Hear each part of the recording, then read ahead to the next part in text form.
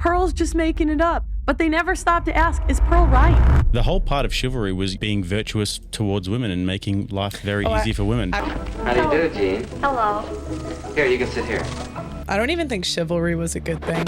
We have to find solutions here because we're in big trouble at the moment. That's probably happening in corporate America where the men are doing all of the work and the women are getting paid. You're a grifter because you're a female and you're in this space and maybe it's not necessarily a space for females. How would you respond to that claim? I know that'll make people mad, but I think the truth makes people mad. If you follow the money, where does it come from though?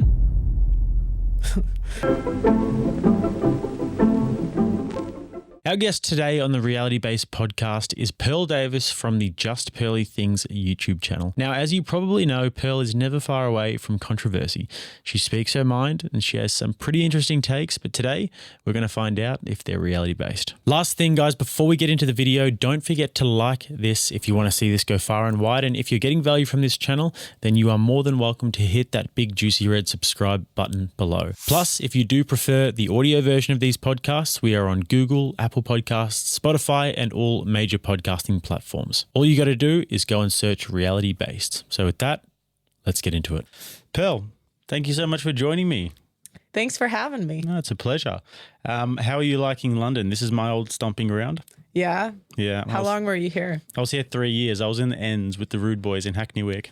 Oh, and you were in Hackney. Yeah. Oh, that's not the best area, right? I know. I was there for 3 years from 2015 to 2018. That's where I started boxing. Oh, no way. And I was at a boxing gym and it was just me and I was the only white boy in the gym. Okay. But they were friendly. They were friendly to me when they weren't beating me up. That's how I am on my volleyball team. Yeah, really? Yeah. Because I play volleyball in the East too, or I did. We just ended like yesterday. So. And whereabouts in? I mean, you probably don't want to give away where you're living, but you're living in East London as well. Yeah, in East. In one of the nicer. You stay away from the Wick. No, I mean, because where I used to live, I live in a slightly, I guess, better area, but where I used to live, like, there was literally a stabbing like down the street from me, so it wasn't. When I used to live here, there was the acid attacks that were happening all the time. Oh yeah, because I lived here from 2015 to 2018, and there was obviously a lot of knife crime, but there was one period when there was just acid attacks happening all the time, and all these people were running around throwing acid in people's faces and then stealing their Vespers and stuff. Yeah. This is my first hood experience, so. Yeah. Right here in this studio. No, not the studio, but the like, well, I mean, I guess it's arguably, because I guess people from the hood say where I'm at is not, but I'm from like country, so it's it's different for me. Long term, do you think UK or America? Probably America. Yeah. Which part? Where I'm from? Yeah. No. So which part would you want to live in if you had to go back to America? I don't like Chicago, but I like where I'm from, which is like kind of country Illinois. I like Dallas and I like Nashville. I like more of like I love Nashville. Yeah. So if I went somewhere, it'd probably be one of those three. The one thing I find about America that I don't know if I can do it, because we're in between if we're going to move there or somewhere else. You're literally only one wrong turn away from the hood at all times.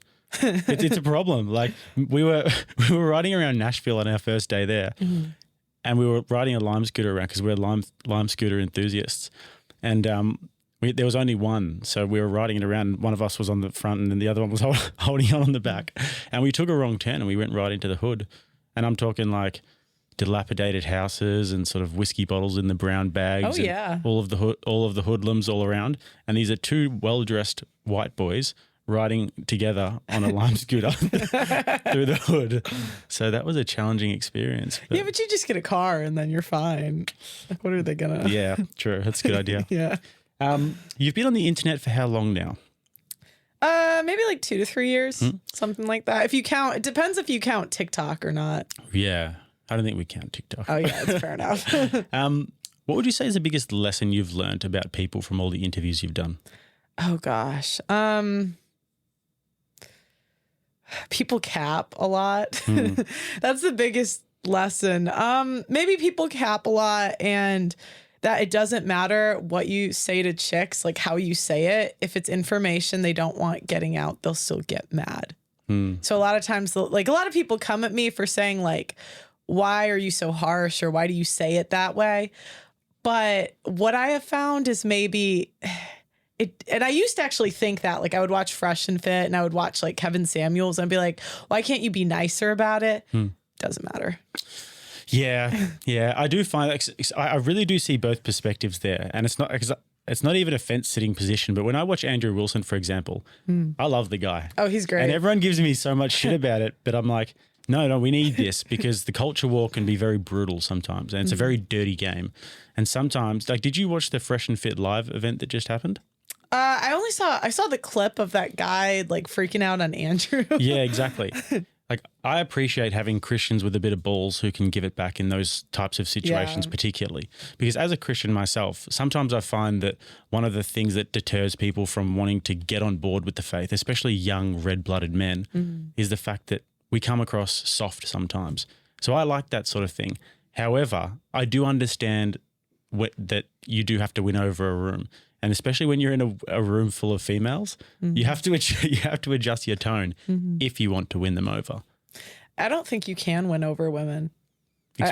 No, because they'll always want more. Women were never happy. So I just think appeasing women is just like a losing battle. Have you ever heard of, like, I've heard women that were married to like multimillionaires, housewives, complain and say they were abused.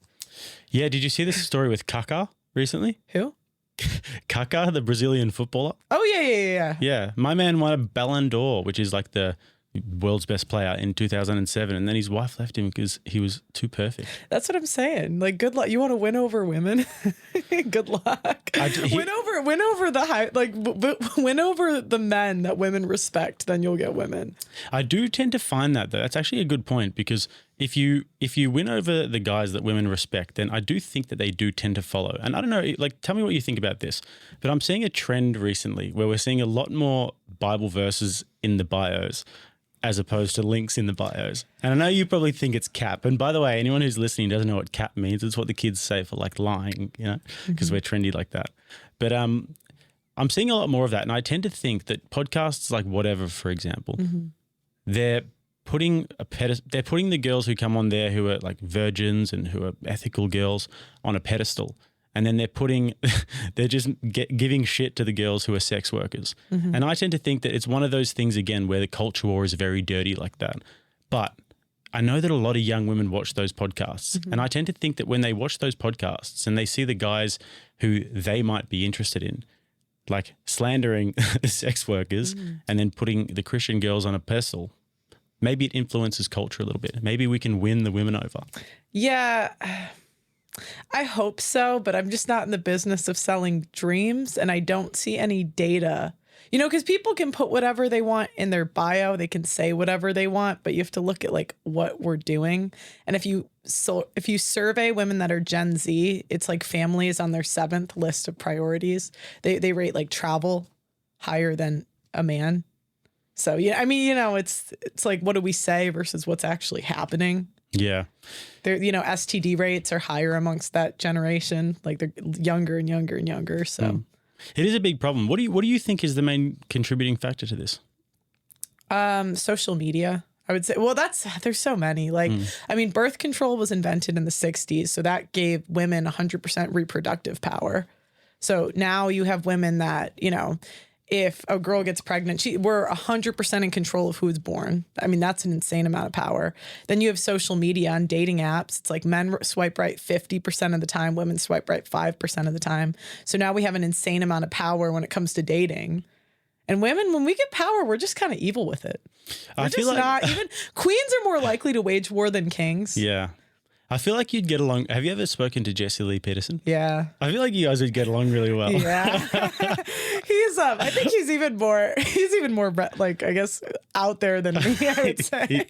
He's a national treasure. Yeah, I've spoken to Jesse a few times, and his theory is kind of like goodness comes from above. Oh, yeah. And then, so if God is giving goodness from above, the man is above the woman in the household. So God gives good to the man, and then evil comes from below. So evil comes through the woman. And then in order to understand goodness, the woman has to get that through the man. Would you say you're pretty much on the same page as Jesse there? Well, yeah, because I just started realizing, like, when men are given power, they like build these amazing societies, right? You know, if they wanted, all the men could get together and they could make us sex slaves. They could say, you know what, we're going to throw all these women in cages. But no. They don't do that. They said, all right, ladies, you want some rights? Here you go. You want to work? Here you go. You wanna be a mother? Here you go. Oh, you don't want to be a mother? We'll make you birth control. Oh, you don't want to do any housework? We'll make you Roombas. What have women contributed to society? Well, have you read Rachel's book, Occult Feminism? Yeah, it's a good book. And it kind of does, the facts kind of do show that as societies get more and more developed, women get more and more rights, right? So, and like back in the days of chivalry, in the days of the knights in shining armor, the whole part of chivalry was, you know, being virtuous towards women and making life very easy for women. But the narrative these days is that women were oppressed and women were chained to an oven. I don't even think chivalry was a good thing. Because you don't think so? Men used to kneel. It's women saying we're more special and awesome than we are, and we want freedoms, rights, and privileges we don't deserve. Men used to kneel to kings. That's where proposing came from. And then the women said, no, kneel to me, and the men said, okay. Do you think that it's a man's job to protect a woman?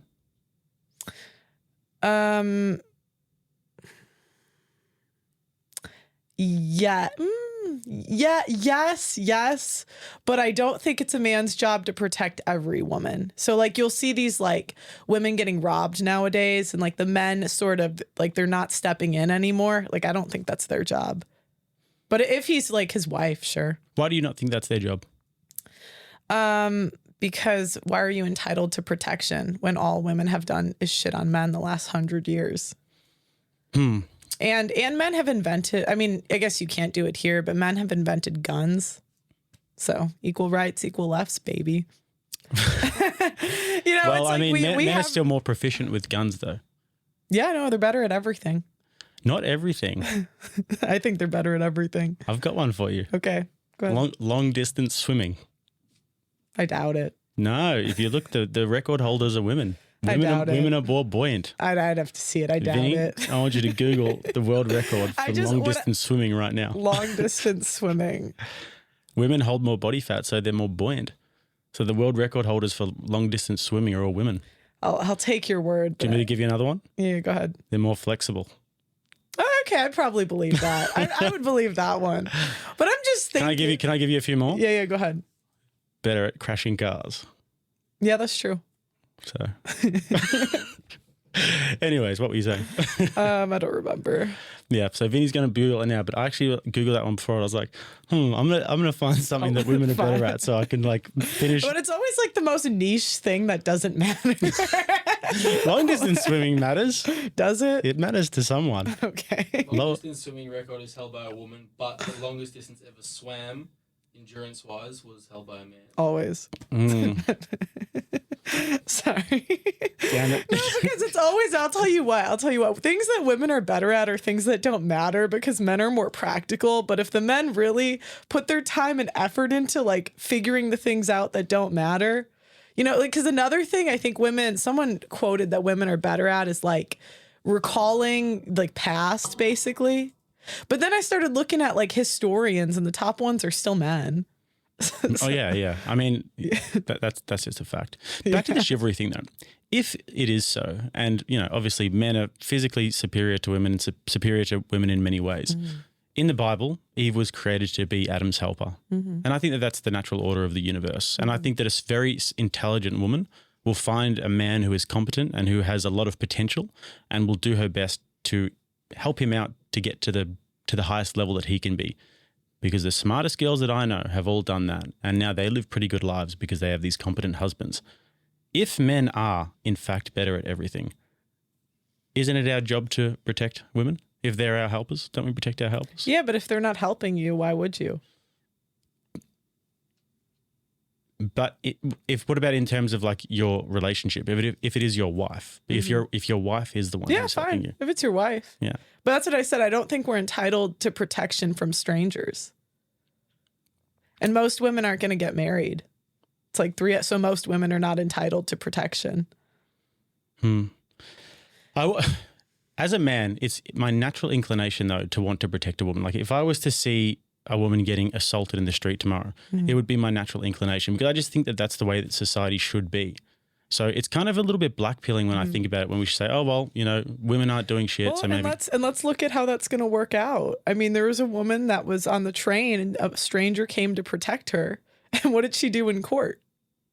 She threw him under the bus and said, oh, I wished he didn't protect me like that. When was this? This was in New York on the East. I can't remember the exact date. It was like in the last couple of months. But so, and a lot of men get killed doing that because a lot of women are in those positions, like they're being assaulted. It's like a boyfriend. Right. And what happens a lot of times is the men step in, that we call them like no offense, but like the white knights, they step in and try to help the girl, but she's in that position because of the man she chose. Do you think men are the leaders of society? Yeah. Do you think we rightfully should be the leaders? Yes. And if we're the leaders, do you think that we should be leading the way in terms of the ideals that we try and put forth and the ideals that we try and embody? And do you think that women should be following that lead rather than women having to change their own mindset and then men having to be like, all right, you guys have changed now. Okay, now we'll protect you. Could you rephrase the question? So if men are the leaders, shouldn't we be leading culture as well? Shouldn't we be leading these ideals and leading by example so that women will then follow? Yeah, I mean, we should, but it's tough what the men are up against now. I mean, women make 80% of consumer buying decisions. So, I mean, the whole media is catered towards women. Women have more political power now. We're 55% of the population. We're the majority of swing voters. So, I just think men have very little power nowadays. They do. So, I mean, it's like one thing, like, should men do that? Okay. Yeah, but can every man do that?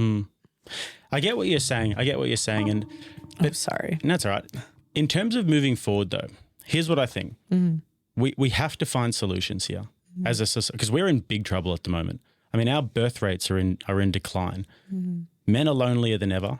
The disparity between rich and poor is getting worse than ever. I mean, women are, like you said, not getting married more than ever. More STDs, more abortions. We're in big trouble. When you think about solutions, I know you're doing a documentary at the moment about the family court. Right? Yeah. What solutions are you thinking? Oh, I get a lot of flack for this because everyone thinks I should come up with solutions. I don't see any. I see it getting worse. Yeah. I think you should prepare for the worst. I don't see it getting better. I don't see any data that indicates it's getting better. I think there'll be more sex workers, and we're already starting to see it on Twitter. It's like we're going on you see these former porn star pastors, all this shit. Like you're starting to see sex workers in positions of like political positions. Like in the US, there's a former cam worker that's like running for Congress. I think that'll be more normal. I think there'll be more female politicians, more female judges. I think men will have less political power and less. Yeah. So good luck. Enjoy the decline. But I do think that the only path forward is to give women the responsibility they asked for. And then they'll start to give up the freedoms that go with it. Because right now what we have is we have all the freedom, but none of the responsibility. So we vote the same as men, right? But we're not supposed to enlist in selective service. But if we were forced to enlist in that, just like the men, I mean, I would be the first person campaigning to not, I don't want to join the military. Like if shit goes south, I don't want to join the military. I don't want to do all that stuff. Even child support, alimony, it's just another way to bail out women. We have 100% freedom to have sex with who we want, to get pregnant by who we want, but we don't have the responsibility to take care of that kid for 18 years. Yeah. And a lot of the people lobbying for those things are feminists as well. I do think that if there was a good war, then this stuff would turn around again, because it's just because we're so rich and privileged and lucky. Like when I was speaking to a girl on the whatever podcast the other day. Oh, you went on whatever? Yeah, I've been on there 7 times now. Wait, you went on there 7 times? Yeah. Oh God. Yeah, I love it. It's so much fun. Yeah, I love all those things. These women, I spoke to this feminist the other day on the podcast, and she was saying to me, I could do anything a man can do. And I said, okay, well, why aren't you a concreter then? And she was saying, oh, I'd love to be a concreter. I would, but I'm a little bit busy right now. And I said to her, like, you wouldn't last 2 minutes in the shoes of a concreter. No. I've done these things. And the only reason why you think that is because you're a young girl who lives in the modern world in the 21st century. Yeah. And not only do you have an easy life, you have the easiest life of anybody who's ever existed ever. So, I mean, if if you don't understand the world around you, if you don't have a fundamental understanding of the privileges that you have and of how easy it is, then it's very difficult to appreciate the value of men. Well, how would we ever understand it? When you think about it, like the school system, the school system caters to women, right? Like there was studies during COVID where women's grades dropped when the cameras turned off. What do you mean? Like their grades, like women got lower test scores because when the cameras turned off during COVID, because women are just given preferential treatment, even in grading, even in the school system. But also it's a case that when they're in early education, young girls are much more disposed to sit there quietly and raise their hand and all that sort of stuff. Like young boys, we want to wrestle and we want to play and we want to roughhouse. And like me, for example, I hated school. I went to 4 different high schools. Oh, no way. And I was just getting Fs the whole time. I thought I was retarded until I was like 25. Yeah. It's tough, man. Well, and I've even heard things that the questions answered, like the questions given on tests are much more like answers that are catered. I can't explain it super in depth, but I know that in the 70s and 80s, the school system changed to be more preferential to women. Then on top of that, it's like 90% female teachers who ruined education. That's next. And then, you know, we go and get jobs that are basically worthless. You know, like I had a friend I graduated college with. I mean, she was paid like $60,000, $70,000 a year right out of school to do human resources. Yeah, it's a useless job. It's a completely useless job. So we get all these, and you know, and it gives women an overinflated sense of ego. And I realized this during sports, right? The WNBA operates at a loss. And basically what's happening is we're robbing the men with their money and we're getting paid more. So they all have these big egos. They think they're entitled to more, to more, to more. And I realized that that's probably happening in corporate America where the men are doing all of the work and the women are getting paid. And I've even asked guys, like, have you ever had a job where you helped out a woman that like couldn't do her job? And overwhelmingly, when I ask guys, the answer is yes. You believe in God. You said that in one of your videos. Yeah, I'm Catholic. You've chosen a denomination now? Oh, well, I have questions about Catholicism, but I'm not like a scholar. But I wouldn't really go to me for like super in-depth like religious stuff, you know. I don't think you necessarily have to be a scholar though, and you don't have to know the scriptures inside and out. I think it's more about a personal sort of relationship that you have with God, and then if you do study the scriptures, then that's good. I mean, I'm still learning. I've come to faith in the last like 2 years or so. Before that, I used to be one of those full-on liberal atheists that would always laugh at people who are religious. And I'd say, oh my God, you believe in a sky daddy and all that. How does that, I mean, in terms of your faith, is that something that's quite present in your life? Do you pray a lot, and does it factor into your decision-making a lot? Yeah, I mean, I've always had a relationship with God, but I wouldn't say I'm like a Bible thumper by any means, but it's just more of like a private thing for me. I don't really like to make it a big part of my brand. I don't like, you know, it's just like a private thing. I go to mass, I pray, you know, sometimes I pray more, sometimes I pray less, but I wouldn't say I'm like, you know. Does it inform your worldview? Yeah. Yeah. How so? Well, because I think the natural order of the world comes from God. And that's what I believe. I think there's a natural order in the world, and I think it comes from God. But when we're talking about, for example, the future, I would like to think that we could return to Christian values. And maybe I'm idealistic. Maybe I am. I don't know. But it does give me hope when I see a lot of people turn, like even Joe Rogan, for example. He was one of the most staunch atheists. And now he's kind of having these Christians on his show, and he's a little bit more open to the ideas. Richard Dawkins came out the other day and goes, I'm a cultural Christian. And it's just like Russell Brand is about to get baptized. Don't you think that there's a bit of a cultural shift, like a shifting consciousness happening when it comes to Christianity? Nope. Nope. Not when you have half of young men under 30 leaving church. Nope. I think a lot of people... I'm a little bit of a cynic. I'm a little bit. I've noticed. Yeah, I just, you know, because I've seen a lot of people go on these shows and they say, I'm a Christian. And a lot of it to me is just virtue signaling. That's what I find. They don't really live their lives any differently than the atheist. You know, it's one thing to go on a show and say it, but, you know, I don't find the quality of people that claim they're religious to be any higher or really different than normal people. people that say that they're religious nominally, or people who are religious and attend church regularly? Because I would say that there's a profound difference between those two. No, I don't really find that. And I grew up like I grew up in like a Catholic community. So yeah. So you don't think that people who are Christian and who live like by the virtues of Christianity are any different to atheists? Well, live by, I guess, is, how do you define live by? Because then it kind of goes into this argument, like, what is a real Christian? Like, because then it becomes a God off, and then it's like, you're not a real Christian. You're not what do we define it?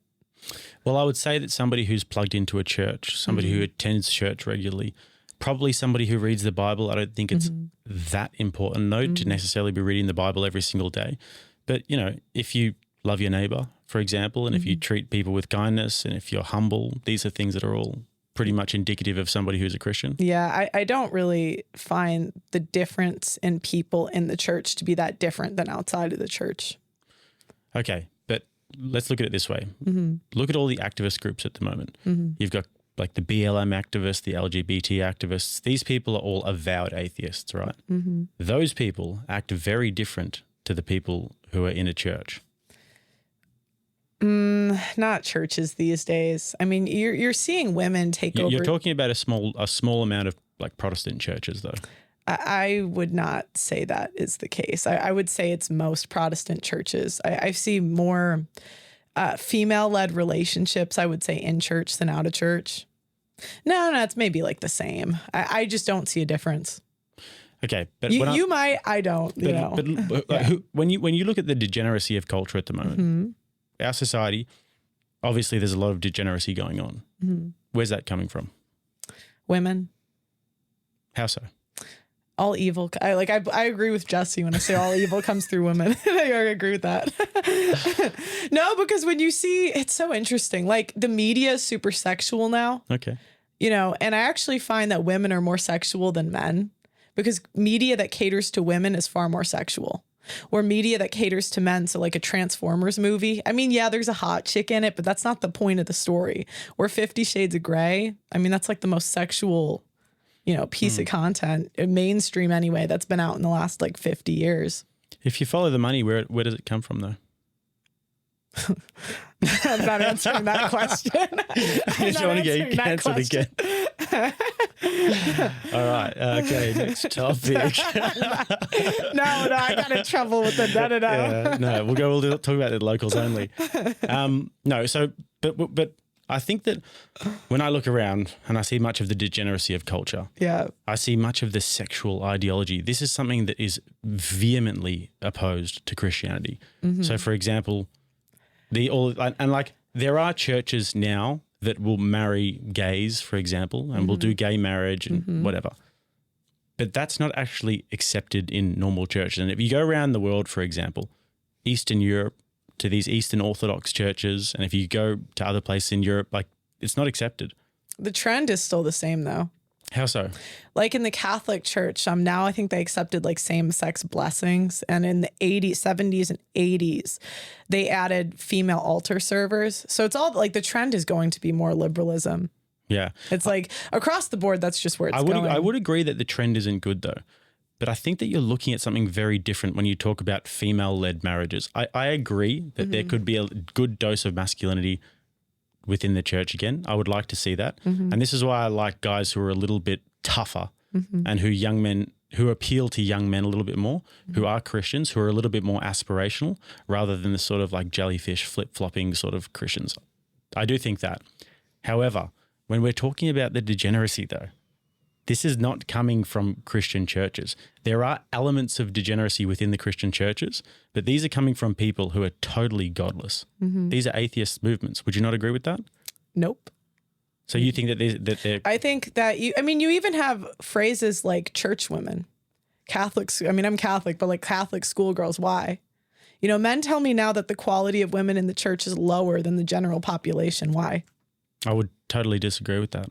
Well, again, why do we have phrases like Catholic schoolgirls that don't have a positive connotation? Why do we have church women? Why doesn't it have a positive connotation? What do you mean by church women? What does that mean? Church women is the born again women that come to church. Like oftentimes women, come on. I get it now. Yeah. Yeah. You know, we have porn star pastors now. And I'm not saying it's every church, but I'm saying that is where it's going. I feel like you don't really know many. Do you know many Christians? Yes, do you have many Christian friends? Yep. So I did Bible study for like 3 years in a Protestant church, like every week. Protestant, while you're there. Mm-hmm. Well, you know, I liked it. You know, I liked the Protestant church, but even them, and they were very nice people, I will say, but like the same issues you find in church and out of church. Same things. I mean, this was during like the BLM riots, like all that stuff. And because this is what happens, the women, you got to get the women out of leadership positions. You can't have them leading the women. You know, oh my gosh, I interviewed a guy because I get these just from normal stories from regular men. They call into my show. One guy was a pastor at his church. How much? And he met a woman in church, had 7 children. How much more trad can you get? Married her in her early 20s, had 7 kids with her after the last kid. She had actually been in the women's groups in church, had been calling him an abuser for years. And this is like a thing that women do. And it's really common in churches, especially in women's Bible study that are female led, because it turns into just like bitch fits about their husbands. Super common. And they actually ended up taking his pastor position away because he was an abuser, and they gave it to her.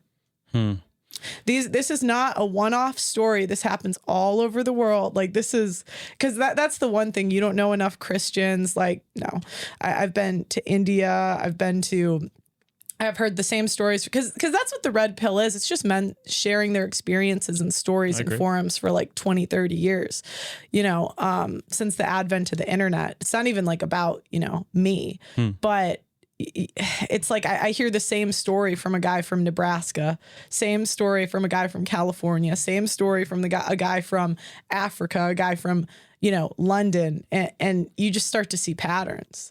So again, no, I don't, you know, and I think it's like almost mean to promise guys that there's like a higher quality of women in the church.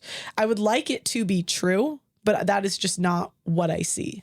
I'll tell you what I've seen. So I've dated all around the world. In the last year, I'd say we've been to 12, 15 different countries. And people often ask me, what's the difference between the different countries? Where are the best places to date? And there are good places to date. But what I've found is that dating Christian girls is like a completely different world than dating atheist girls. Because a lot of time Christian girls have an inclination, or at least they kind of understand the idea of submission, because they have somewhat of a submission to God. They have somewhat of a fear of God. However, whenever I've dated atheist girls, they don't understand that at all. And they tend to be their own God, and they're much more about the self. And I think that the values, and I don't know, maybe I've just found a few nice girls, but there are actually nice girls out there. And you're laughing at me. No, I'm not laughing. I'm sure you've dated nice women. I'm sure there's nice women in the church. What I'm saying is the same patterns of behavior is very similar to women inside and outside of the church. Again, I look for patterns of behavior. I don't see, because a lot of times in the church, what I find, it's the mutual submission. So like they'll say, they know how to like say that, yes, you know, I believe in submitting to my husband, but only if he loves me like Christ loved the church. And like, what does that mean? That just means conditional submission. Correct. Yeah. And no, so I get that, that's, you know, again, there are nice women out there, but statistically, if you look at like the outcomes, maybe 1 in 4, maybe. And so where does that leave 3 out of 4? I guess I do get what you're saying here, but I think that the difference that we have is that I believe that there's a hierarchy, and there's a hierarchy of values, obviously, and that there are women who do ascend to that sort of upper echelon of values. And I've met, like, even, would you say Rachel Wilson's one of those women? She has 5 children. She has a husband. She loves her husband very much. Yeah. Would you say that she's one of those women? Yes. Yeah. Okay. So there are women out there who do have those values and who do eventually, and it takes work, because I do think that the natural female inclination is to want to rule over your husband. And then when he lets you do that, they'll hate you for it. So that's something that every man, that's why the red pill is important. And that's why, for example, for me, you know, there was times in my life where I just dated totally wrong, had no idea about females, used to go to females for advice and all these sorts of things. Yeah, but then eventually, don't do it. But then eventually, you know, I started like actually listening to some of the red pill content was really helpful for me, but I can take it with a grain of salt, and I can take bits that I like and bits that I don't like, and then I can sort of mesh that and create some sort of a synthesis with Christian values as well. So I do think that that's possible, but just like for women as well, I do think that it's possible to get to a point where you are a woman who does somewhat understand the idea of submission. Well, yeah, but my point is women can feel one way in their 20s, 30s, and 40s, and then in their 50s take half of your shit and your children, and I've seen it. And so again, I'm just not in the business of selling dreams, and that I won't do it. I think it's mean. And because I just have interviewed too many men on the other side that have been sold a bill of goods by Christian women that know how to rebrand themselves. And then 10 years, 20 years, there's no such thing as a Christian woman in divorce court. Yeah. And this might sound cynical, and I understand why it does to the average person. Okay. Yeah. But again, it's like, if you have seen what I have seen, like I've interviewed men that, you know, the pastor, right? That's one. Another example is a guy, he found a Christian. She was from Eastern Europe, and he hadn't seen his children in 3 years. They lived a mile from him. So, you know, I would tell guys to never trust a woman. And I know that sounds cynical, but you know, I've also interviewed guys who've built up like huge companies, and they ended up having to sell their company because of a woman. Imagine that, like 20, 30, like, I mean, you guys have to know how hard it is to like build yourself up as a guy. Like it's incredible. It's so difficult. And you know, the problem with us women is when we get power, we're just not always great with it. And on a balance of probability, and on a balance of probabilities, it's more likely the marriage will be unsuccessful than successful. If you include women gaining a bunch of weight, I think most men would say, I don't want a woman that gets fat after marriage, right? That'd be an L. 100%. That's an L. Yeah. I don't want a woman that stops sleeping with me after marriage. That's an L, right? So if you include the sexless marriages, the women that gain a bunch of weight after marriage, even in Christian communities, you know, the highest porn watchers are actually Christian men. That's actually not true. Oh, really? Yeah, it's not. If you look at the Pornhub statistics, I think that there was that Faha girl who said that on the podcast with Michael Knowles. I did a breakdown of that. And if you actually look at the statistics, you can warp the statistics to try and make it look like there was like 1 or 2 states at the very top where there were Christian men. But if you do it on average and if you break it down, then it's actually the liberal states that are much, much higher. If you do it on average by what? So like, I can't remember exactly how I did it, but I think that there was like 1 or 2 states at the top that were Christian states. But then if you look at all of them and you do like an average, and then you put the liberal states versus the conservative states. It's still 1 or 2 on the top that are Christian, right? Yeah, there was 1 or 2 at the top. I guess that's but also Pornhub has it on their that's websites. also from my experience in interviewing like sex workers. It's not uncommon. So maybe you might be right. It might be liberal. Look, but I'm not here saying that Christian men are perfect. That is not what I'm saying. Right. I understand that men are men. My point is more that many Christian men have sex, like an issue that is common amongst Christian men. So regardless of the porn, whatever, maybe liberal men watch it, fine. But it is not uncommon for men to have sexless marriages in church.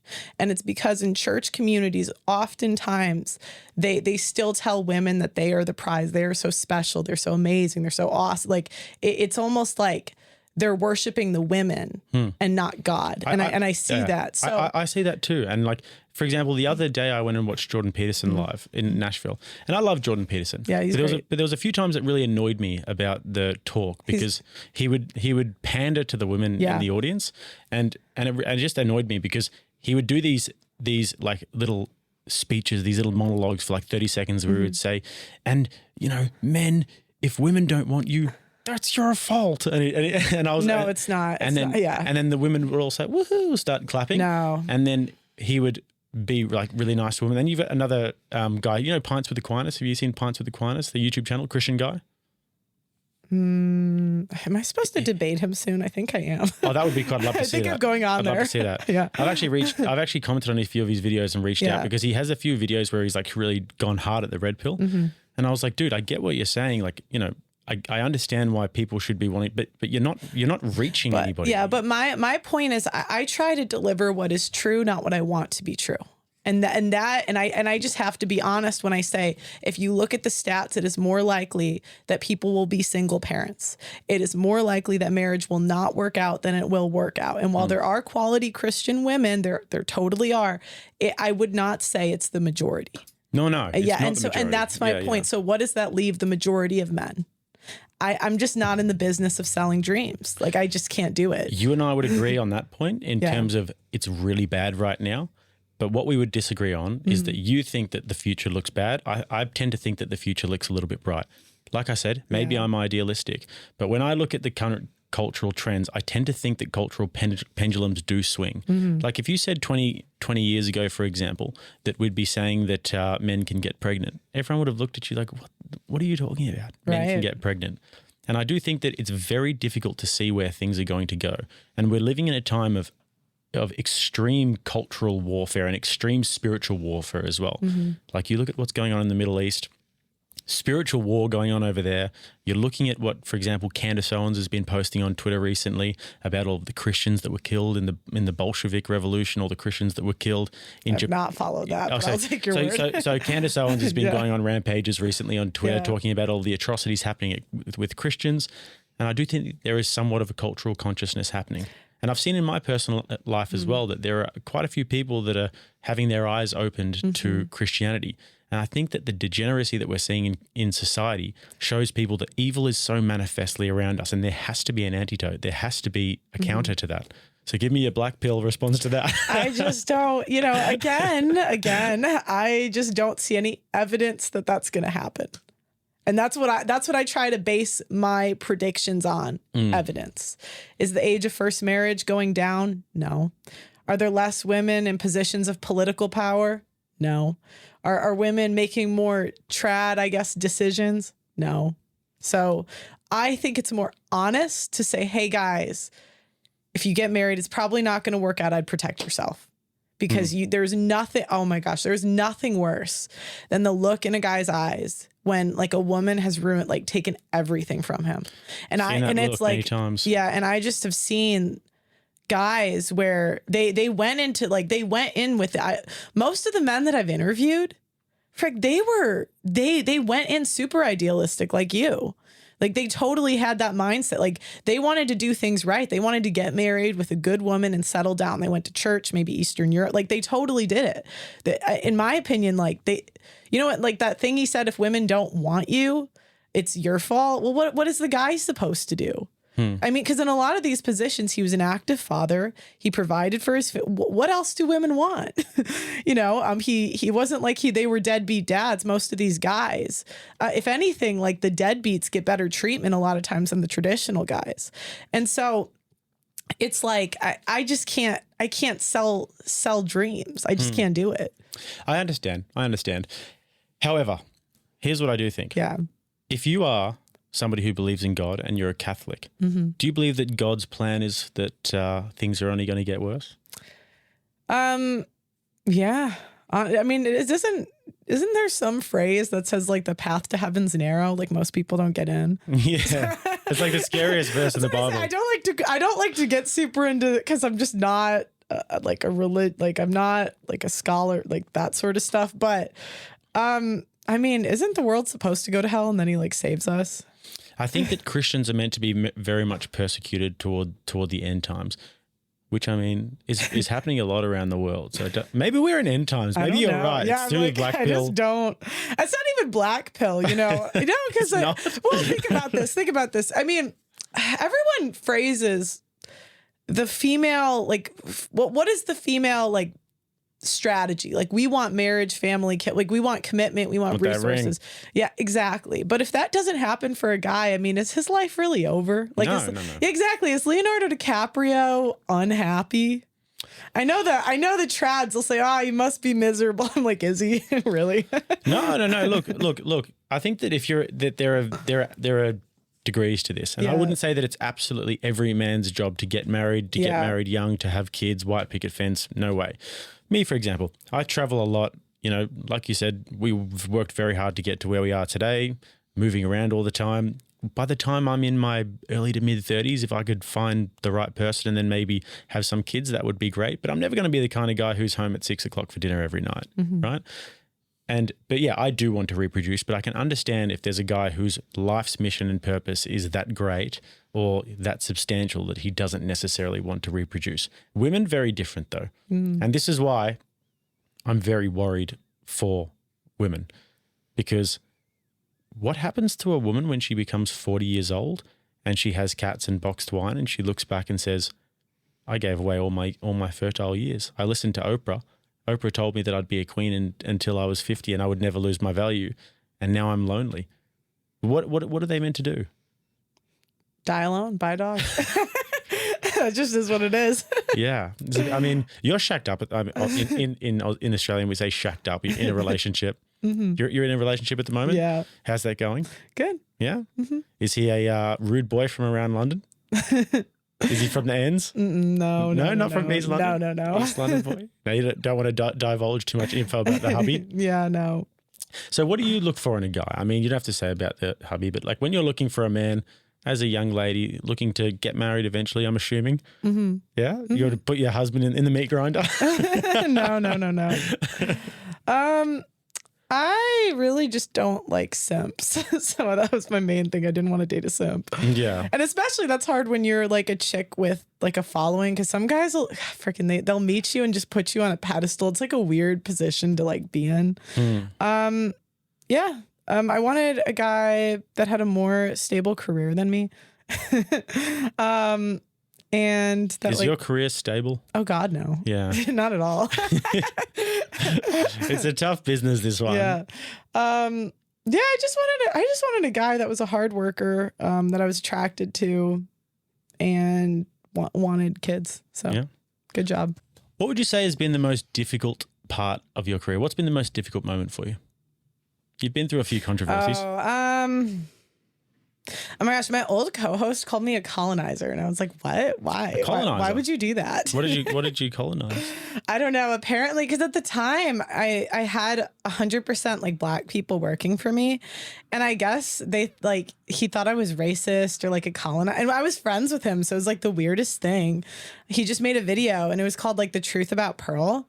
And it was so funny because I thought it was going to be a positive one.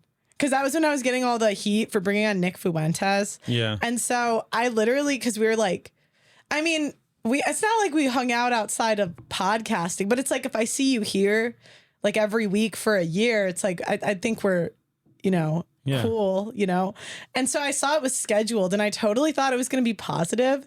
And then it was like a 45-minute video. What did the title say? It said "The Truth About Pearl." I swear I thought it was going to be positive. I was on the phone with my dad and I'm like, that's weird. He scheduled that, but it's probably just him defending me. And then it was so weird because I had a birthday party and he put like footage from it and said that I was taking, because people had their phones. I'll tell you what. On my birthday, we weren't even doing anything. The funny thing is, but I did a whiteboard party, and it's basically like you can give a presentation on anything. So you come and I gave my presentation. I've seen a few of your whiteboard presentations. Yeah, but it was like for like my friends. So it was like you come in and I said the things that men cap about. I was like, I go in all the women, but let's talk about what men, and another, and so, but people would give them, and some of them I guess were like more inappropriate, but it's like supposed to be funny. Like one guy did a whiteboard on like women will always say small dick energy, but like, am I small or are you loose? True. But it's just like supposed to be funny, right? Yeah. But he basically accused me of, and it was so weird, of taking, because we had our phones out, of taking footage to hold over black people's heads. And we've spoken about Hollywood and the things that go down. And within that party, what I saw was if people were on that board doing very sexual things and doing things while they were drunk, that stuff was being recorded. And I was just like, what? Like, so you're blackmailing all the black people? Apparently that's what I was doing, or that's what he was saying. I was so confused because he was saying I was doing it while simultaneously I mean, because all the video was us like sitting watching people whiteboarding, but in the Why way do you only hire black people? well, They're always late. No, well, I don't like that's it was just at that point in time, like my original producer, like he helps me hire, and like some of the people he knows are also like from Zimbabwe, like, you know, because he's in that, you know, so I don't really discriminate. And now, like, there's one guy from Eastern Europe, there's another guy from, oh my God, I forgot where he's from, but it's like Mexico, somewhere South America. You getting a bit of DEI? Yeah, no, it's not intentional. I just get the best people like for the jobs or who applies, whatever. I don't know.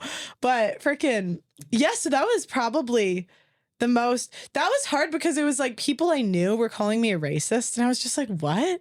When have I ever been? Like, I thought we were friends, you know? So I don't know, freaking. Yeah, that's tough. Internet's such a weird place like that because where I'm from, it's like we're from the western suburbs of Melbourne, and it's like a little bit more the hood, kind of like the Hackney of Melbourne, a little bit more in the hood, right? And the idea of going and talking behind someone's back, someone who you've been friends with or whatever, it just never occurs to me, right? Because it's just not how we operate. Yeah. Right. And then whenever I see people doing that online where they'll go and collaborate with someone and then they'll like chop up the clips weirdly, or they'll go and make a video about this is what they're really like. I'm like, what kind of a man does that? No, it was so weird. He's like, she has a colonial mindset. I'm like, a colonial mindset. Yeah. Yeah. And on this podcast, freaking. Yeah. And so it was just weird. It was like the weirdest Did thing. you have any of them like picking cotton or? No, never. No, never. Freaking. So this was so crazy. It got to the point where he was basically implying the guys that worked for me were slaves, and people would take their heads and put them on thumbnails. And like, because he put out faces of people that weren't even on camera. And so these poor guys, and they still work for me, but these poor guys were getting their freaking, like, being said that they were like saying massa or something to me, like weird shit like that. And I'm just like, what? Weird. And it's been a year and this guy still like makes video. Like, it's so crazy. He'll still like try to like paint me as a racist. And I'm just like, what? The things that people, it's so weird. So like what, if you don't hire any black people these days, then you have to have DEI and get more, but then if you only hire black people, you're a colonizer. I don't know. I was like, what are we meant to do? I'm just, freaking A. And I was just like, I was like, why would you do that? You know, that's so, What's the weirdest thing you've ever been accused of? Because I saw one Twitter post that was accusing you of being some sort of an intelligence age. Like, first of all, are you some sort of intelligence? I mean, not that I know of. I mean, freaking, that's what, freaking A. Why do they say I'm an intelligence agent? I don't know, because I think one of your parents was high up in some sort of government or. Well, yeah, because my mom worked for like the UN at one point, or she did something for him, but it wasn't really that long and I didn't even know too much about it. So I don't know. I think she stepped down actually because I remember her saying she stepped down because it was too pro like choice for her. Like my mom got pregnant when she was a teenager and like gave that kid up for adoption. So she's like very pro-life. So I think she ended up leaving, or I don't even know. I don't even talk to her about that, but yeah. I don't know. Sorry, I guess. Like, do you feel like you're misunderstood? I think you're a very interesting character, and like when I've listened to actually a lot of your content, yeah, I thought you did really well against Michael Knowles in that debate. I was expecting him to crush you, if I'm not going to lie, like because he's a very good debater. Like he debated, you know, Alex O'Connor from Cosmic Skeptic. Have you heard that guy? Nope. He's like an atheist debater, right? He debated Michael Knowles, and I thought that that's the first time anybody's ever really taken Alex O'Connor to school. So Michael Knowles is a good debater. But I thought you did really well there. Do you feel like you're misunderstood because of how much you get clipped? You know what's funny? I didn't think I did well on that. I thought I was too nervous. I was so nervous going into like such a big place. Yeah. But I knew I was right though. And I know what I'm saying is correct. And so it's very doomsy. It's very sad, but I know I'm right. And there's very few things you can like change. Or there's very few things that I'm very like, I can have my mind changed on many things. Like if I had a Muslim on recently and he was talking to me about, I probably wouldn't become Muslim. I know that's like the trend now, but I'm like more open-minded. Become one of those jihadi wives. Yeah, probably not, but I know I'm correct when it comes to the marriage. I know this because I've interviewed enough men about it. I've talked to lawyers. I've talked to judges. Like I've talked to enough people involved in the system. I know I'm right. So you know that when you say you're right, you know that you're right when you say that it's a bad deal for men to get married. If we classify, because bad, good, what is it? If we classify bad as it's more likely to not work out than work out. If you include sexless marriages, and women that get significantly overweight after marriage, that sort of thing, it's more likely it will not work out. Do you think one of the biggest problems, though, is that we view marriage differently today? Because nowadays it seems as though we have these no-fault divorces where people will get divorced because they're not happy anymore. Mm-hmm. Back in the day, that wasn't really a thing. People didn't get divorced. Well, people didn't really get divorced, but people didn't get divorced because they were unhappy. Marriage was about creating children, and marriage was actually more about getting in-laws. People would get married so that they could have in-laws and so that they could interbreed and so that they could develop their sort of networks in there. Well, it goes back to, it used to be arranged marriages. It's really comes from chivalry and romance. Like what is romance when you think about it? Before, it was all based on like the families knew each other and they would arrange a marriage, and it was about duty.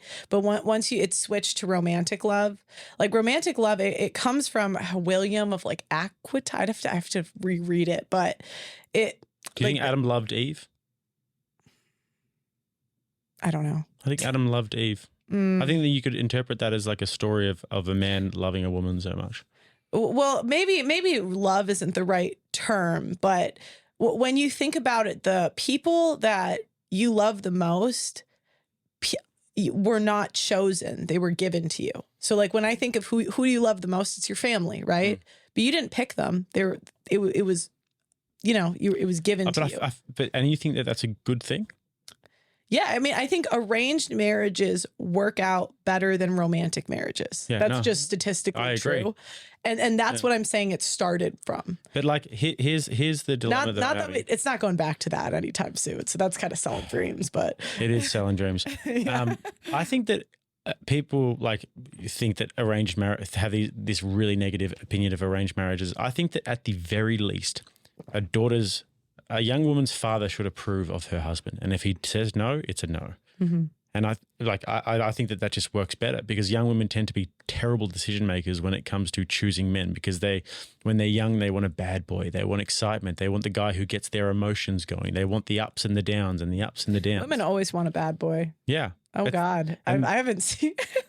Sorry, that never goes away. Well, I mean, yeah, they do. Yeah, true. Because they'll still cheat with they'll get married, but they'll cheat with the bad boy. There's an ancient wisdom. I don't know how ancient this is. I just made that up. But there's a bit of wisdom that says you can do anything you want to a woman, but just don't make her bored. Don't bore her. Yeah. I think that's very true. Women like to feel the ups and downs. And one of the other things that I had for you before on my list of things that women are better at is creating an argument or a drama out of absolutely nothing. They're so much better at creating drama out of nothing, right? So you can do what you want, but you can't make a woman bored. They like to feel the ups and the downs and the highs of emotion. If they have a more logical man who has a hand in who they marry and who they choose, I mean, it probably should be sort of, divided between what she wants and what he wants, and then it should come together, hopefully. That's a pretty smart thing. And a lot of the time, we're seeing a lot of girls racking up these huge body counts when they're younger, when they're in their early 20s, and then eventually they'll get to 27, 28, and then they'll become one of those ladies. Mm-hmm. One of the, what's it called? The Christian. Born again. The born again. Yeah. And they're like, oh God, I better go. Just cuck their husbands. Yeah. Imagine you make your husband pay full price for something you gave your ex-boyfriend for free. That's so disrespectful. It is. And guys who are Christians have to be very careful of this because these days, there are a lot of girls who are getting towards the wall and all of a sudden they're like these born again Christians. And I totally agree with that. We saw that Nala girl recently. Why?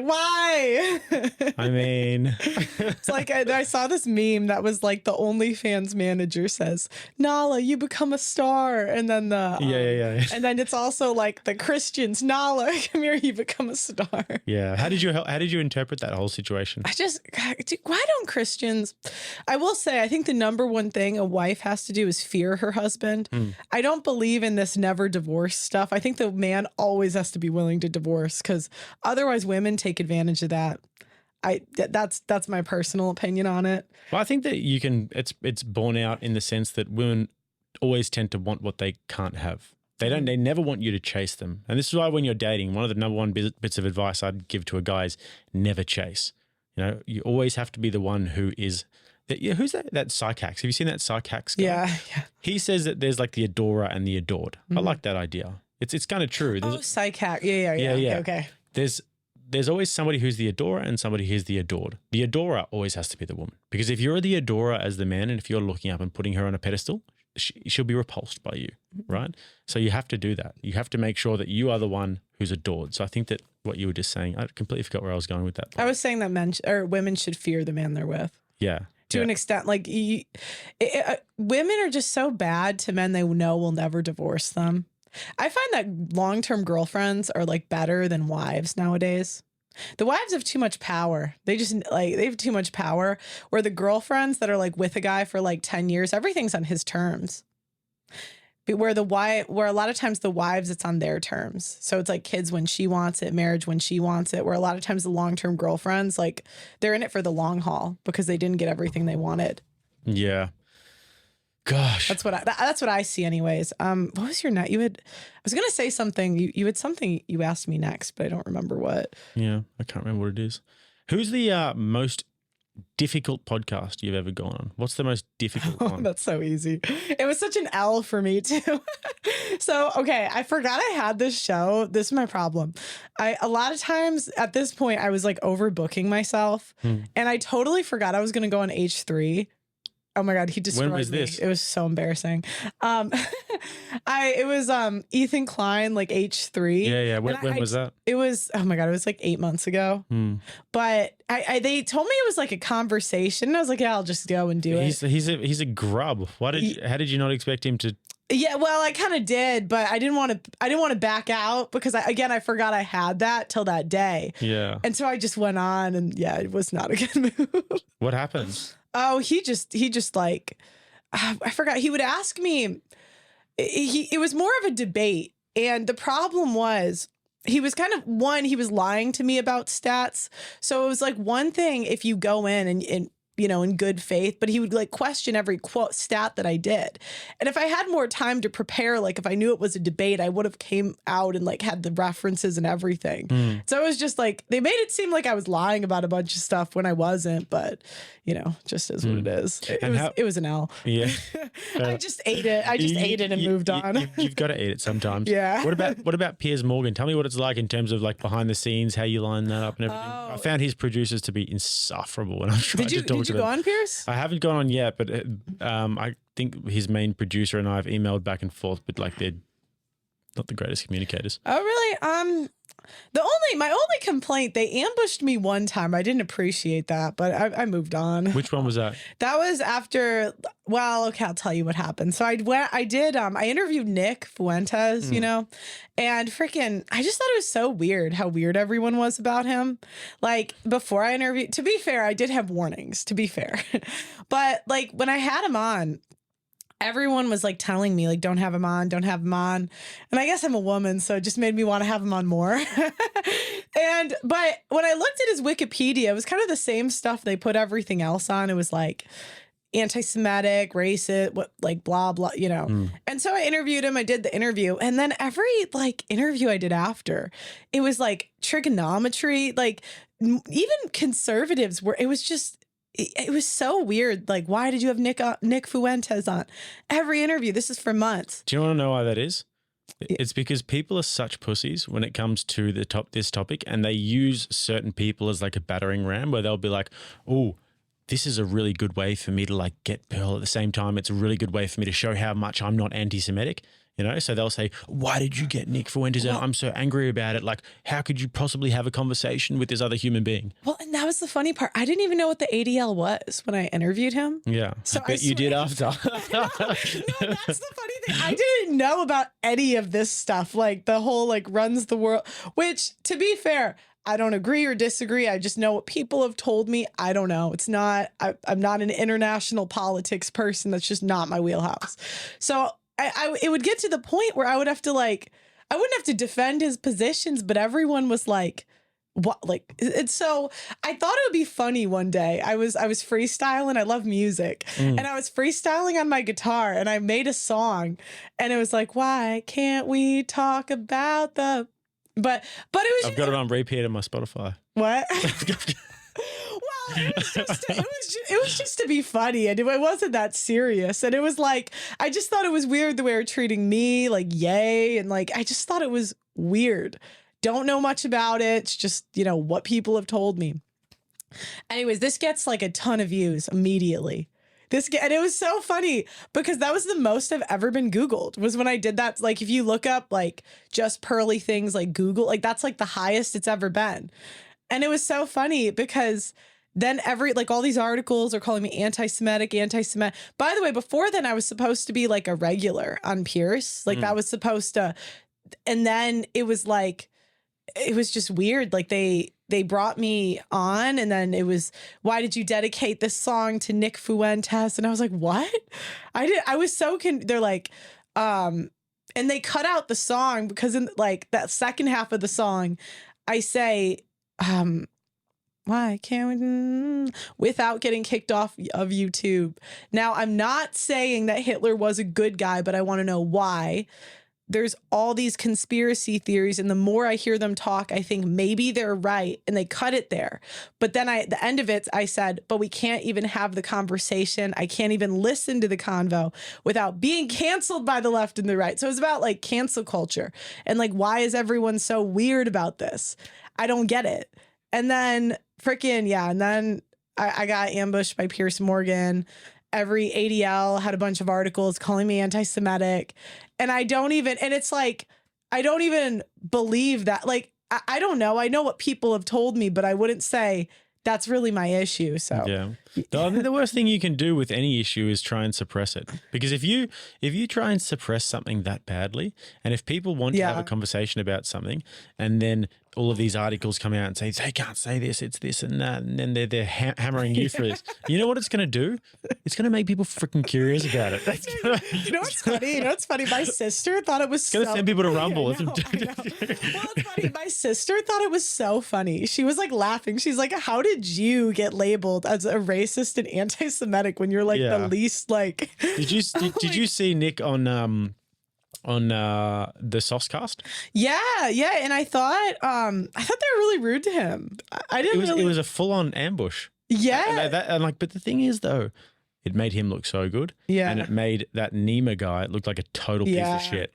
Yeah, I like Nima. I don't have a problem with him, but it's like, I didn't really like the I don't know. It just. You've done some collabs with Nima and stuff. Yeah. You like sell him to me, because after that I was like, it does not seem like my kind of guy. Well, I can't really sell him. I mean, he was nice to me.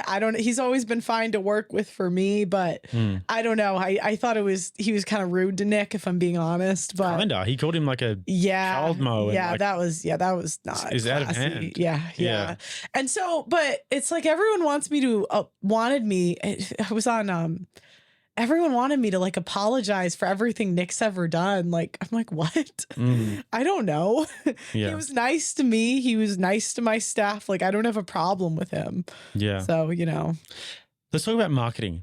This is one of the things that interests me about yourself in particular. I think you are an absolute expert at getting people to talk about you. Yeah, and I don't know if you do it on purpose necessarily, but you've been very good at, like, if it is on purpose, then absolute props to you, because there's been a few times where you've really gone viral for just not even saying anything, just innocuous sorts of things. You'll just make a little video, do a little bit of a whiteboard session, and you've got everyone up in arms. Is it intentional? Well, what? Like what? What about when you did that little, I think it was a whiteboard session about why women shouldn't vote or something? Oh, yeah. No, I mean, I knew that would make people mad, but I meant it. Yeah. So I really think women have useless jobs. I really think women, like, we think we're more important than we are. I think we think we're smarter than we are. And I know that'll make people mad, but I think the truth makes people mad. Well, you do see a lot of inflated ego. And you mentioned before that women are 80% of the consumer base. So like a lot of products are being marketed towards women. What do you want to tell them? You want to tell them what they want to hear so that they'll buy your products. Not me. So sometimes I'll say things in like a funnier way, but it's more like I just think it's to be funny. Like if I say like, trying to think. Yeah, you have to have a stat to back it up though. So I'll say like women, you have to say it in a way that's like very triggering to women, but then you have to have a stat and a reasoning to back it up. So sometimes I'll do that on purpose, but it just makes it funnier. Nick Fuentes does it too. I mean, the smart ones do it, because you see people who are dumb who will try and do this sort of thing where they'll just say the outrageous things. Yeah. But if you can say the outrageous things, make people go, wow, capture their attention, they listen to the rest. And then by the end of the video, they're like, oh, they've kind of got a point. That's the smart way to do it. Yeah, so if I say like women shouldn't vote, and I go, guys, we can't even make good decisions with who to have children with.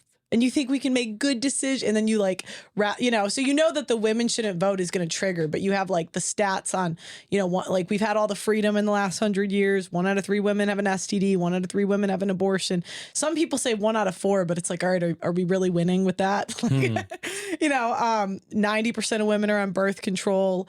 90% of sexually active women get HPV in their lifetime. Like, it's like, I can rattle off these stats and then it's like, maybe we shouldn't vote.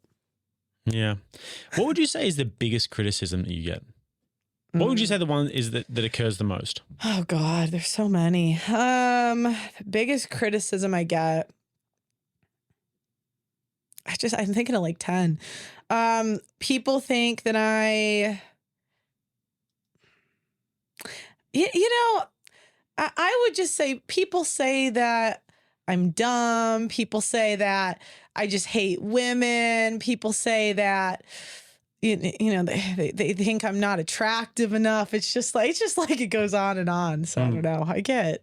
I announced it to my audience that I was having you on. And the reason why I think that you are a little bit misunderstood is because people often watch the clips of you. And like you said, you say very outrageous things. But I understand that as a content creator, that you say the outrageous things, but you have to be able to back it up because the dumb people can't back it up. I think one of the biggest criticisms is that people think you're a bit of a grifter. Oh yeah. I think that's the one that you do get quite a lot because you're a female in the man space. Yeah. And if I had to steel man the position for it, there are a lot of disenfranchised young men out there who are feeling, obviously they're stacking up at the bottom. You're seeing this happen. I'm seeing this happen. And they're looking at, and this is what I'm noticing. People are going much towards political ideologies, for example. I've seen a few pop up recently, like MAGA communism. And Nick's a guy who also, the Groypers, he's got a massive following of these young guys. You don't want to get groyped. You want to, you know what I mean? If you get groped, you're in trouble. They don't know what to do with me, the groypers. Really? Yeah. But yeah. Sorry. Keep going. So you see these guys, but then you see the red pill as well. And I think there are a lot of guys who are there in good faith, trying to learn a little bit about finances and how to operate with women in the modern world, etc. But then I think that a lot of people think that you're a grifter because you're a female and you're in this space, and maybe it's not necessarily a space for females, and you've jumped on the train and done a similar sort of format to Fresh and Fit. How would you respond to that claim? Well, number one, I've been demonetized for 6+ months. So if I'm a grifter, then I haven't made money in a while. But, honestly, and I understand where the Fresh and Fit stuff was coming from. Yeah, but I don't even do that anymore. And third, to be honest, if I am paid for giving good information, I think that's the most important thing. I want to give people good and accurate information. So, and if they want to pay me for it, fine, but I'm doing it for free right now. Tell me about the documentary you're doing. So when I first got into the red pill space, I wanted to know why men couldn't get married. So the red pill space started for me 3 years ago, maybe. I was reacting to men's pickup. And I thought it was so interesting listening to how men build attraction with women. Because from a woman's point of view, you never hear about it. Anyways, but I kept hearing like men don't want to get married. Men don't want to get married. And at first I wanted to know why, because most people I knew were married. And so I was like, why do guys feel like this? And it's basically talking about like my, how I figured out like why men don't want to get married and why it's a bad contract for these reasons. And so it's like the title of the documentary is Why Men Don't Want to Marry Anymore. And so like, for example, we have one guest, which I think is going to be interesting in it, is this guy had one of the most expensive divorces in Texas. And the reason it was so expensive is for really big name, like trial attorneys, they'll actually get people that think they're on jury duty in some way. I have to remember how exactly they do it to see how a jury reacts, right? Does that make sense? So when like people pay their attorneys like a shit ton of money for like a criminal case, they'll literally get people in there and bring up witnesses and see how they react. Does that make sense? Yeah. And one thing that they couldn't figure, like was crazy to them, is women will react to child custody cases. Even if all the information shows that women are bad parents, they still give women custody. So if you get a female judge, you're fucked, Yeah, basically. right. So it's like talking about, yeah. So I do have one of like the biggest legal firms in Texas in it. So it's going to be interesting. Right. When's it coming out? I don't know, because I got demonetized. Yeah. So, yeah. How are you making money? Just locals, Patreon? No, I've been losing money every month since. I was smart. I saved a lot of money, but I was also dumb because I had one stream of income. Yeah. which was really stupid. Now we built our own website. So I want to create networks in each city. Ideally, but I don't know if I can do this, but I manage like 3 other people's YouTube channels. So there's 1 or 2 of them that are like profitable, but not to what we were making before. I had to cut a lot of expenses. I used to have way more people that like worked for me. We had to cut it down. And then now I have people sign up on our website for like paywall content. So we just finished the website. So Right. paywall is probably the path moving forward. Yeah. But we have to like build it up. Well, I hope that the documentary goes really well for you. I mean, one of the big problems that I see, and one of the things that these sorts of documentaries address, is that men are offing themselves in record numbers at the moment. And it's devastating. 40,000, not dollars, 40,000 men a year. Yeah. And so one of the things, I had a lady called Bettina Arndt on my podcast, and she has a book called #Men Too. And it's all about, men too, basically, a response to the Me Too movement, all about false allegations and these sorts of things, but also about the phenomenon of relationship breakdowns that are happening. And oftentimes when people talk about, like, you get these feminists who will say, oh, men are killing themselves, they need to talk about their feelings more. Couldn't be further from the truth, because of the guys who are killing themselves are very often men who have had relationship breakdowns, who have lost their kids, who have lost their families and their wives. They don't get to see their kids anymore, and then they're in this servitude to their wife for the next 18 years. And they don't have to get to see their kids. They don't have any spending money for themselves, and they just end up on the end of a noose. So these are the sorts of things. But the homeless too. They say, I have a guy that worked at a homeless shelter. He said 8 out of 10 within the last 5 years. There's no stats because they won't make stats like this, but dealt with family court. So when you look at homeless men on the street, a lot of times it's family court is like the root of a lot of issues. Yeah. And these are passed by women through the vote. That's why I actually worked at a homeless shelter, Salvation Army, for 2 years. Yeah, I didn't really see too much of that, but I don't think I asked too many people about their family situations. But most of the guys in the homeless shelters are like in their 40s, and guys who have maybe even potentially average age of first divorce is around 37 to 42, roughly. Is it around how much though? It's 37 years old to 42, because the average age of first marriage is around 30, 31. Typically the first divorce will be after the last kid enters preschool. So the woman starts to get a job, make her own money. Because a lot of times, she marries her second choice. Not who she wanted, but she wanted a kid. She gets the 2 kids. After women have children, it's similar to post-nut clarity for men. You realize they don't know it is. And they realize they don't like the guy they're with. They get a job. The kids are in public school. So now the school's raising them. And then that's typically when they initiate divorce. It's around 5 years. Then they also usually stop sleeping with the husband after the first 2 kids. Or one, now it's 1, but it used to be 2.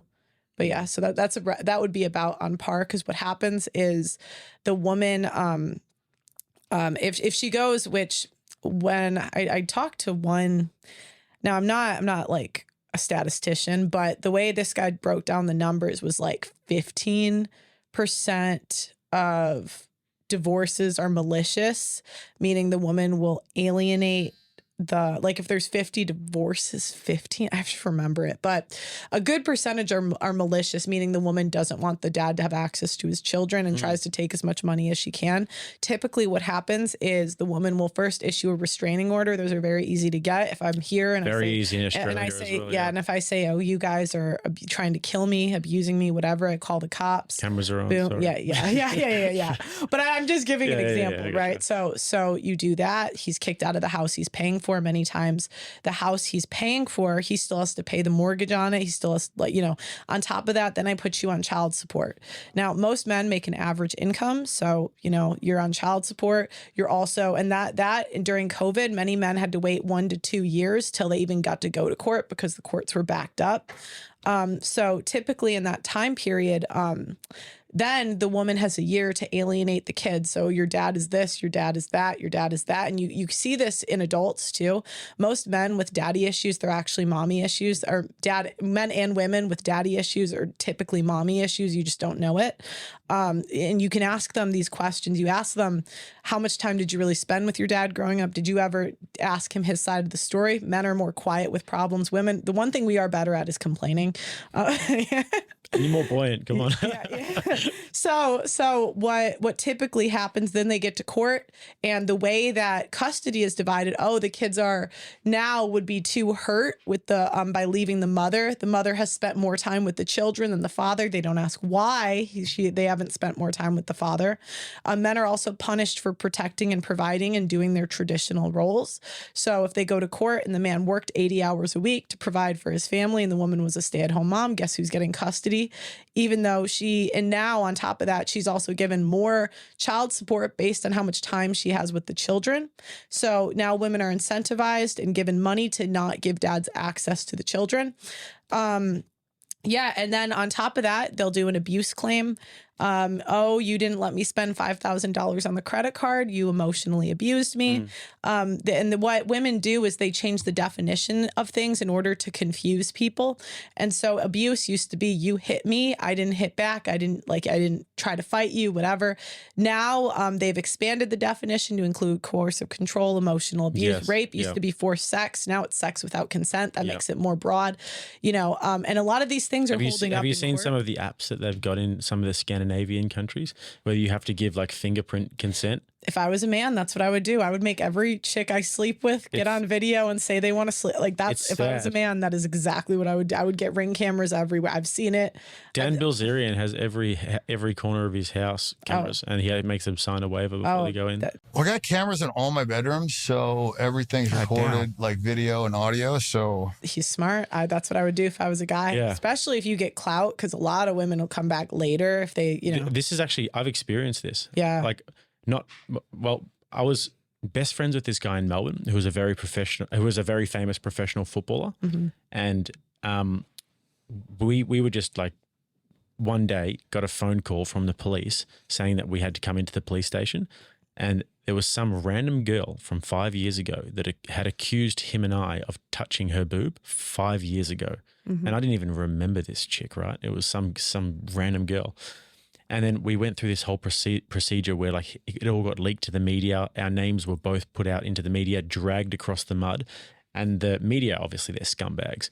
So they printed these newspaper articles saying, the sex assault case. Mm-hmm. And they did. We hadn't even gone to court yet, but they were printing it as if we'd raped someone. Mm-hmm. And it was just from this absolutely bogus false charge. There's a guide on how to do it. It's called How to Destroy a Man, where they actually detail the steps, step by step, you can use, and you could use the media as a tool. And they tell women how to do this because remember, the media makes money off of sex, scandal. Mm-hmm. So the media is incentivized to paint you as, the abuser, the monster, yada, that story will sell way more than not. And the feminists, they realize it, they tell you how to do it. And a lot of times these women's shelters filters tell you how to do it too. They also do that through video clips. You know, a lot of times they might video you freaking out, but they don't tell you what the chick did before he freaked out. You know, so I always tell guys, if you're ever in a precarious situation, press record. Yeah. Press record straight away. Yep. Like if you ever think that a girl's having an unnecessary freak out or something like that, just press record. It's so much better to have it on.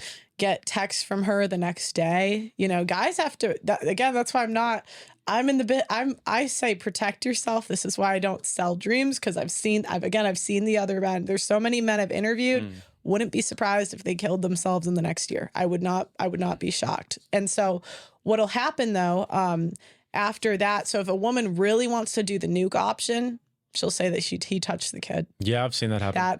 That's like, and men real like, there's nothing. And the thing is, women are very sneaky. So a lot of times they do it before, and they'll, you know, I saw it in the Crowder case. I don't know if you followed that. Yeah. But so Hillary, everyone was jumping on that one, hey? Idiots. I knew exactly what she was doing, because I've seen it. You know, it's like if I see 10 men with the same stories, I never find women with these stories, rarely, but I find like 10 guys with the same story. So I could tell by the way that she was speaking to him in that video that she knew that the cameras were filming. Well, trying to get a reaction. Yeah, well, and that's why when women like release clips or whatever, you know, like I just wouldn't really take it too seriously, because why aren't you going to the police? That doesn't make sense. Yeah. So again, you know, she had for years made all these connections within like his social circle.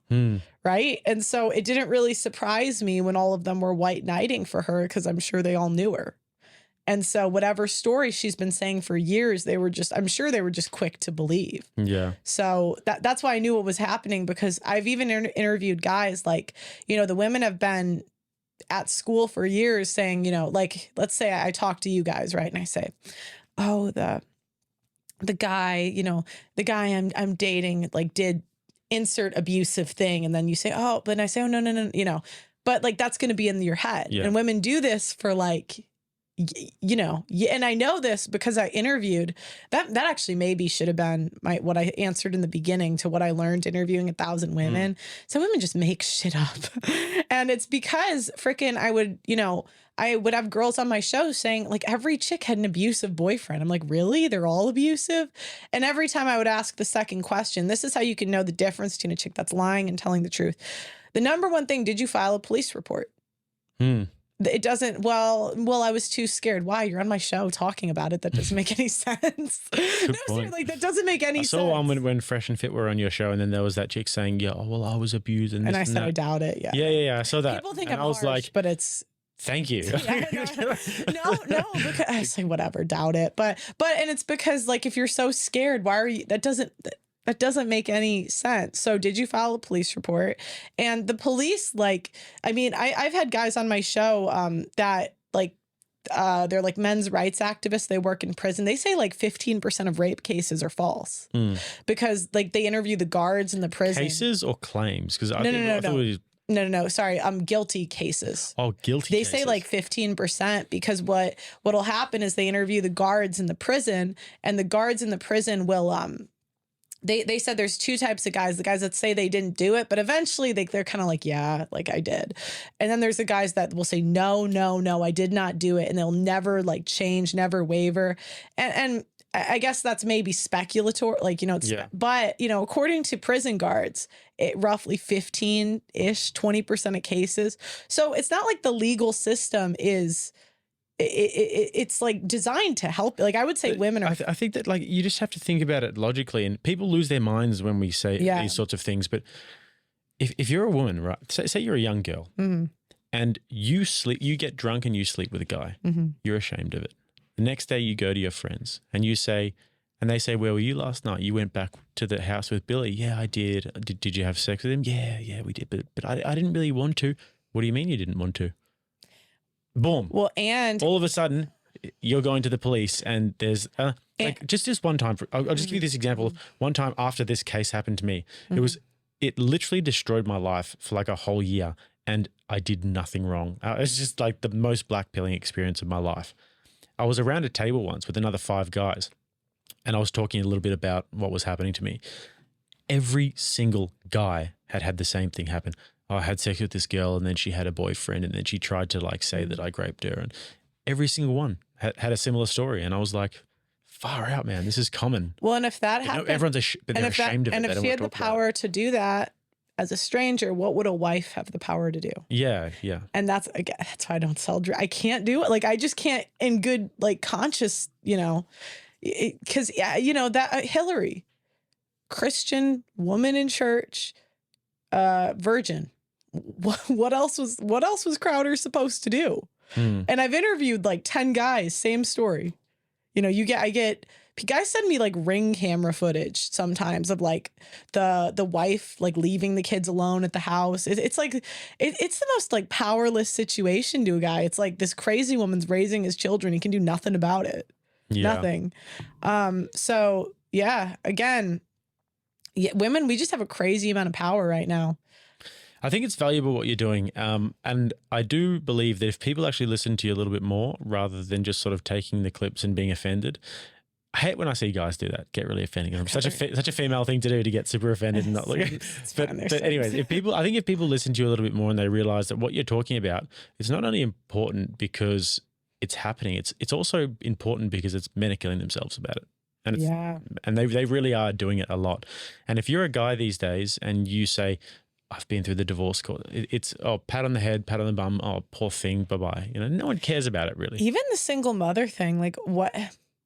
Imagine like what a pedophile claim can do to your reputation. Like imagine, that is a serious claim. Being a guy with a stepdaughter, that's a really big risk. Yeah. That like, and even the knowledge chick. I mean, Michael, you should be warning men not putting around God, it was that interview was like, I was so disappointed. I'm like, where are the men? like you don't ask her any tough questions. So funny. I was speaking to my older brother on the phone last night and he doesn't really keep up with politics and culture. He's a builder, like a man's man sort of thing. And he goes to me, did you see that like prostitute that was on Michael Knowles' show? And I was like, yeah, Nala. She's like, been on whatever and everything. And he's like, mate, you don't buy that, do you? And I was like, not really, because he was like, but like, and I agreed with him. Like when she was on whatever, that was one of the most egregious forms of like manipulative, like woman I've ever seen in my life. So I view men in like they're all in the same box. I feel like you're all very, very similar and very simple-minded. And she knew the game, man. She'd eaten from the tree, bro. Like she This is how dumb Christians are sometimes. I'm sorry, but like, guys, well, I mean, wait. I can understand it from the perspective of you want to will the good of that person and you hope that, but like, okay. If it was really the case that she'd turned her life around and gotten baptized and found Jesus, you'd go away. You wouldn't be on Michael Knowles' show. You'd go away, you'd do some reflection, you'd take a little bit of time to just, but that's why I can't really buy it. And like, I do hope that she's found Jesus and I do hope that, like that she's had this conversion, but going from that to that quickly, that sort of a lightning bolt. Well, I just want to like talk about how stupid this is. Yeah. Think about this. This is a woman that went on a podcast and said, I like to get guys to cheat. Yeah. I like the feeling of them coming after me and cheat, tempting them to cheat. And the Christians thought, it'd be a good idea. Let's bring her by the married men. Like, I'm sorry, put her in the back of the church, make her earn it. Like, why don't Christians have any standards? Like, don't you have to do anything to get in? Yeah. I think a lot that's like me. Okay, imagine I Jordan Belfort. Sure, you can manage my parents' finances. Go right ahead. Yeah. You guys say this serial cheater. Oh, here's the married men. Go sit right next to them. Yeah. I mean, then she's going to get caught fucking a commentator and then it's like, they're going to be like, how did this happen? I will wait to see if the plot thickens at this one. But now I want to go into our last 10 minutes, Pearl. We're going to do a little bit of a locals only, members only. I want to ask you about some of the guests that have been on your show. Okay. A bit of a chat about that. So if you guys are watching, jump over to locals and you can watch this exclusive bit. Mr. Tate. So guys, that's it for the YouTube section of this podcast. But if you'd like to join the conversation, if you'd like to join the Rattlesnake TV community and catch the full unedited podcasts, as well as much more engagement and exclusive content, then head to rattlesnaketv.locals.com. The links will all be below for you, so I'll see you there.